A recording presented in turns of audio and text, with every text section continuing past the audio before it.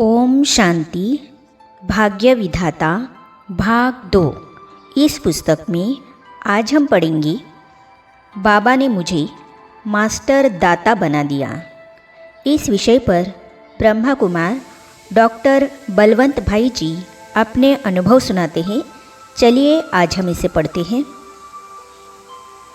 मेरा ईश्वरीय ज्ञान का जीवन सन 1962 से प्रारंभ हुआ।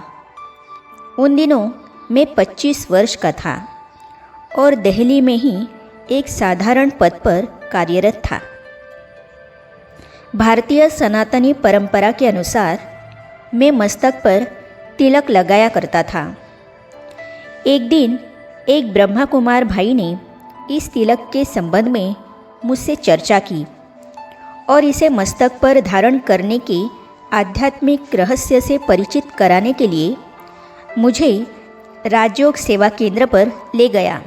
वहाँ मुझे ब्रह्मा कुमार लक्ष्मण भाई मिले और उन्होंने बड़ी आत्मीयता और दिल के स्नेह से बताया कि हम और आप तो एक ही बाप के बच्चे हैं और आपस में सगे भाई हैं।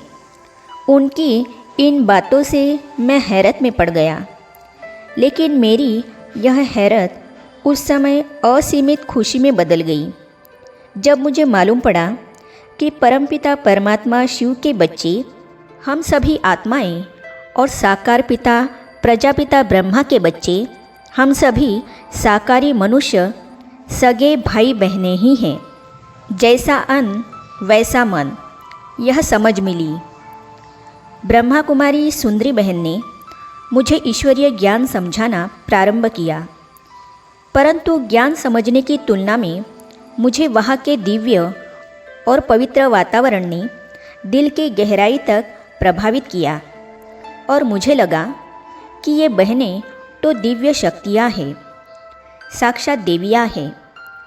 लौकिक दुनिया में सुनी हुई भ्रांतिजन्य सभी बातें मेरे अंदर से तुरंत तिरोहित हो गई। वहाँ बैठे बैठे मैंने टेबल पर रखी 2 पुस्तकें देखी। एक पर लिखा था सच्ची मन की शांति और दूसरी का शीर्षक था सच्चा योगी जीवन। मैं पुस्तकें घर ले आया और अध्ययन करने लगा। ये पुस्तकें इन नए ज्ञान और दिव्य धारणाओं के लिए आईना साबित हुई। जैसा अन्न वैसा मन, यह धारणा तो मन को इतनी जची कि इसे उसी समय से अपने जीवन में लागू करने का दृढ़ निश्चय ले लिया। अगले दिन मैंने अपनी टीचर बहन, जो कि मुझे रूहानी माँ ही भासित होती थी, को शुद्ध अन्न बनाकर देने का आग्रह किया। इस बात को उन्होंने सहर्ष स्वीकार कर लिया और इस प्रकार प्रथम घड़ी से ही हम रूहानी बहनों के माध्यम से प्रभु प्रेम के अधिकारी बन गए। मैं समर्पित हुआ। कुछ समय बाद साउथ एक्सटेंशन के राजयोग केंद्र पर मेरा आना जाना प्रारंभ हो गया।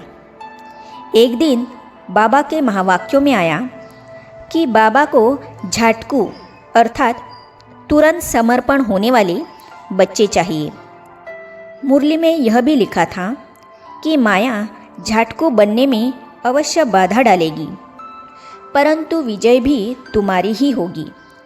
बाबा हर कदम में मदद करेगा। इसे पढ़कर मेरे विचारों में झाटकू बनने की लगन लग गई। मुझे यही महसूस हुआ कि वह झाटकू बच्चा मैं ही हूँ। अपना सब सामान उठाकर मम्मा बाबा द्वारा स्थापित इस महापुण्यकारी महासुखकारी यज्ञ में अंतिम जन्म के शरीर की हड्डी हड्डी स्वाहा कर देने का संकल्प लेकर मैं सेवा केंद्र पर चला गया, परंतु बहनों ने मुझे बिना बाबा की अनुमति के रखने से इनकार कर दिया। मैं अपनी बात पर डटा था। आखिर प्यारे बाबा ने मुझे मधुबन भेज देने का आदेश बहनों को दिया। इस प्रकार मेरे समर्पित जीवन का आरंभ हुआ।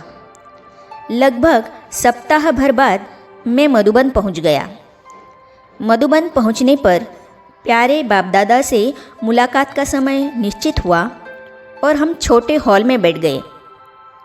प्यारे बाबा से मधुर मुलाकात। हंसों जैसी चाल चलते हुए प्यारे बाबा की खड़ाऊ की हल्की सी चाप के बाद पर्दा हटा और उनकी सीधी नज़र मुझ पर ही पड़ी। वह नज़र नहीं थी, लेकिन प्रेम और रूहानियत से भरी ऐसी खिंचावट की डोर थी कि मैं अपने स्थान पर टिका नहीं रह सका। मैं बाबा की गोद में समा गया। मैं ध्यान में तो नहीं था, पर स्थिति ऐसी अलौकिक रसपान की थी कि मुझे पार्थिव जगत का भान न रहा। मुझे लग रहा था कि प्यार के सागर के अंदर पूरी तरह समा गया हूँ। फिर तो बाबा ने मुझ आत्मा को बहुत स्नेह से सींचा। मेरे जीवन का सारा इतिहास भी बाबा ने पूछा और यह भी पूछा कि कभी कोई गलती तो नहीं की। मैंने अपने जीवन की सर्व घटनाओं का सच्चा वर्णन करके सारा बोझ उस सागर के विशाल हृदय पर बहाकर अपने को हल्का कर लिया और बदले में खुशी का अपार भंडार पा लिया। लौकिक परिवार के बंधन। लेकिन ऊंची मंजिल पर जाने वालों को विपरीत हवाओं के थपेड़े भी सहन करने पड़ते हैं। प्यारे बाबा ने अग्रिम रूप में मुझे बता दिया था कि परीक्षाएं आएंगी, पर विजय भी तुम्हारी निश्चित है। हमारी लौकिक माताजी के द्वारा, भाई भाभी के द्वारा तथा अन्य मित्र संबंधियों के द्वारा किए जाने वाले अवांछित व्यवहार को मुझे लंबे समय तक सहन करना पड़ा, परंतु भगवान का साथ और बल सदा मेरी छत्र छाया बना रहा। हमारे लौकिक भाई मदन लाल जी और भाभी राजरानी जी मुझे देखने आए दिल्ली में कि यह कहाँ जाता है, परंतु इसी देखने के चक्कर में वे स्वयं भी परमात्मा शिव के सृष्टि चक्र के ज्ञान को समझ गए और जीवन भर के लिए विकारी चक्करों से मुक्त हो गए। माताजी को मैंने यह कहकर शांत कर दिया कि खून भी मांगोगी तो दे दूंगा, पर मुझे शादी के जान में जकड़ने का पुरुषार्थ मत करो। मेरे लौकिक पिता की मृत्यु मेरे जन्म के 15 दिन पहले हो गई थी।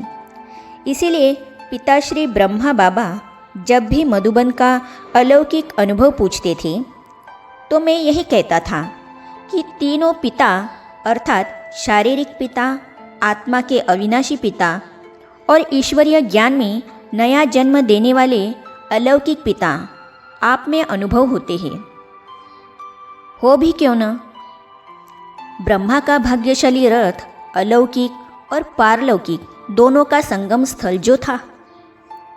मातृवत पालना और मीठी शिक्षाएं। प्यारे बाबा ने सफ़ेद कुर्ता पायजामा सिलवाकर अपने हाथों ही मुझे दिए और फिर पहना कर भी देखा। प्यारे बाबा ने पुरुष तन में होते भी माता जैसी पालना दी। मेरा कद लंबा है, इसीलिए प्यारे बाबा के कपड़े मुझे ठीक ठीक आ जाते थे। मैंने बाबा की खड़ाऊ भी कई बार इस्तेमाल की। इतनी महान हस्ती का इतना प्यार और इतना विश्वास पाने के बाद मुझे सदा नशा रहता है कि जैसे मैं मास्टर ब्रह्मा हूँ। पिताश्री ब्रह्मा बाबा देखने में अति साधारण थे, परंतु उस साधारण तन में स्वयं ब्रह्मा की आत्मा भी अनुभवी थी और शिव बाबा तो है ही ज्ञान का सागर। दोनों पिता बच्चों को प्यार इतना करते थे कि समाने के लिए सागर भी छोटा पड़ जाए। एक एक कर्म पर ध्यान भी इतना देते थे कि बच्चे 16 कला संपन्न देवता बन जाएं। सतयुग में प्रिंस कैसे चलते हैं।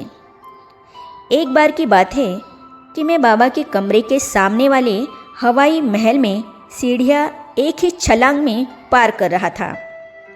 बाबा की नज़र पड़ गई। उसी दिन सायंकाल चेंबर अर्थात घरेलू क्लास में जब सभी इकट्ठे हुए तो बाबा ने रोजी बहन के पिताजी से पूछा, बच्चे सतयुग में प्रिंस कैसे चलते हैं। इस पर उन्होंने दैवी राजकुमारों की तरह चलकर दिखाया।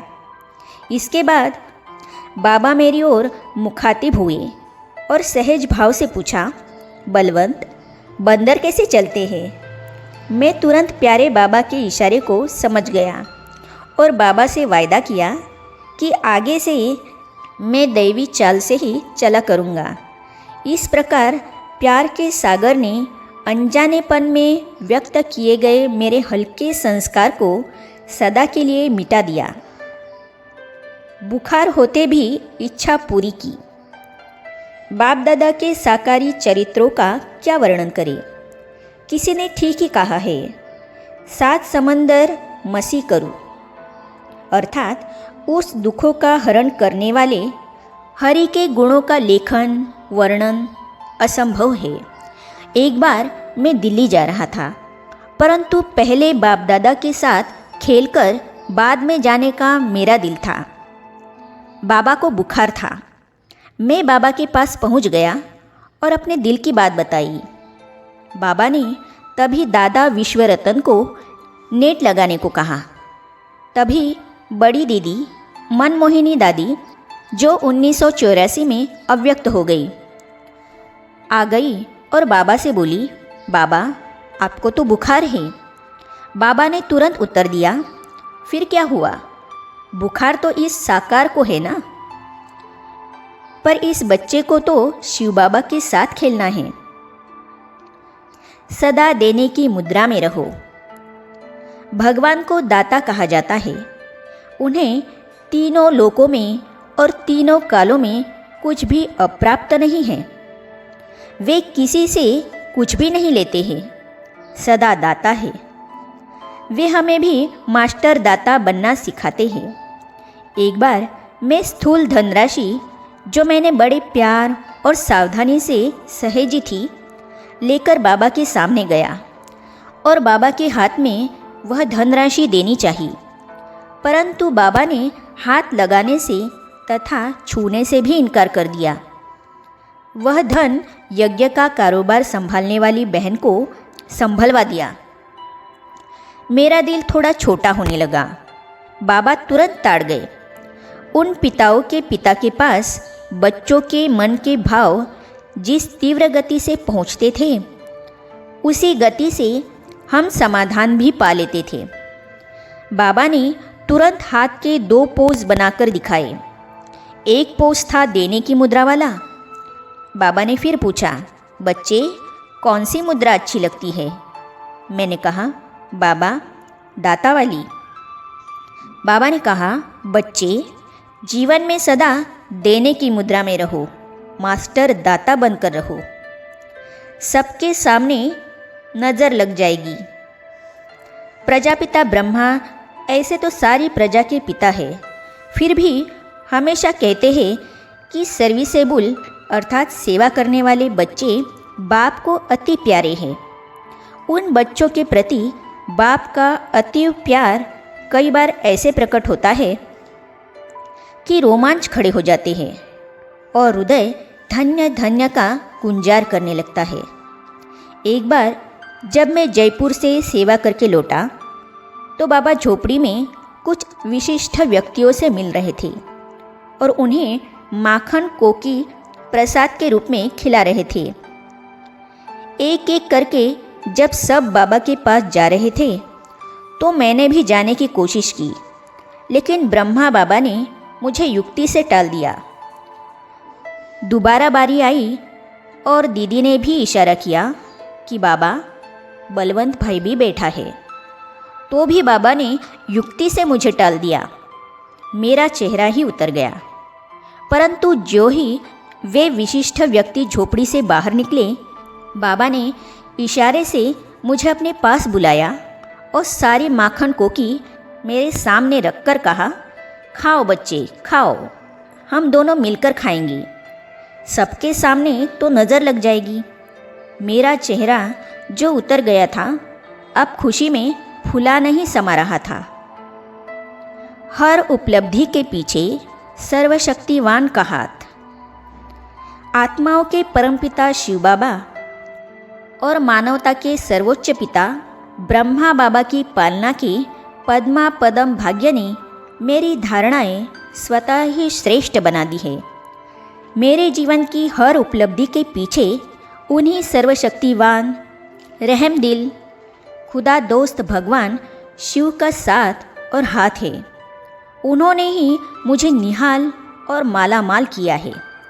सभी के लिए यही शुभकामना रखता हूँ कि वे सृष्टि पर आए भगवान को पहचान कर मेरी तरह अपने भाग्य की झोलियाँ भर ले, मालामाल और खुशहाल हो जाए।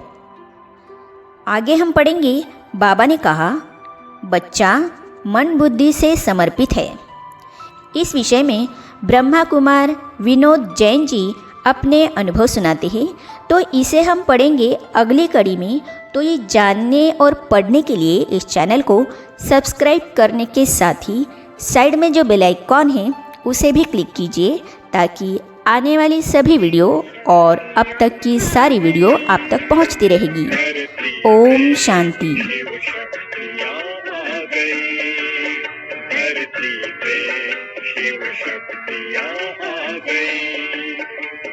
घर घर में होती है जिनकी पूजा, घर घर में होती है जिनकी पूजा।